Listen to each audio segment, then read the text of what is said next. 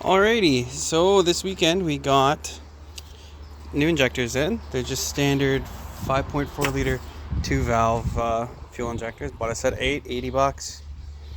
Only used 2 of them, or 8 of them, or 6 of them, sorry.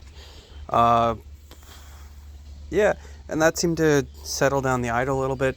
We had an issue with it, the relay board clicking on and off, and then me getting a missed sync. 2 reasons that could have been is that negative terminal. I just slid it under the old terminal, but it got pretty badly corroded and was kind of causing a bit of a miss or a short on the ground when it would kind of pull up some voltage for firing the coils. But that's been solved. We then, I built this little intake. We got an Amazon cheapo air filter in the mail coming. But yeah, it's on there. We'll get some hose clamps, and it'll now have filtered air going into it.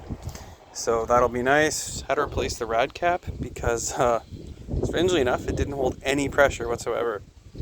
Like even squeezing the hose, I could get it to push out. So things that are left to do on this car before it's finally on the road is to hook up the wire for the factory coolant temp sensor to the gauge, figure where that is, and get Mike to give me a hand building the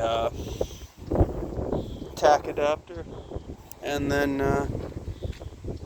that'll be that. And then it's a good clean on the interior of getting all the shit out, and then putting all the stuff together around the steering column and giving it a bit of a clean. But some of the adhesive kind of gave out, so we're just clamping it and letting the adhesive dry over probably a week.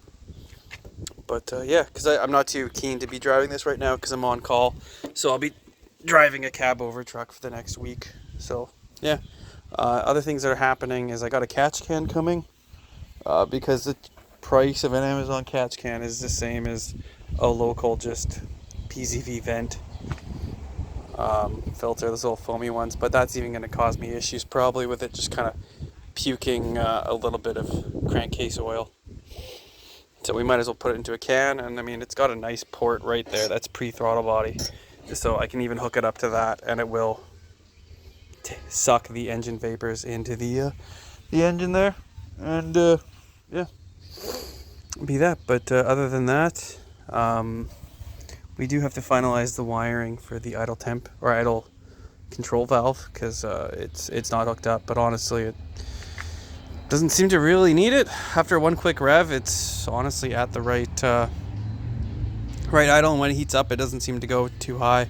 So we'll see how it is long term. But yeah, any questions, comments, put them down below. Other than that, smell you later.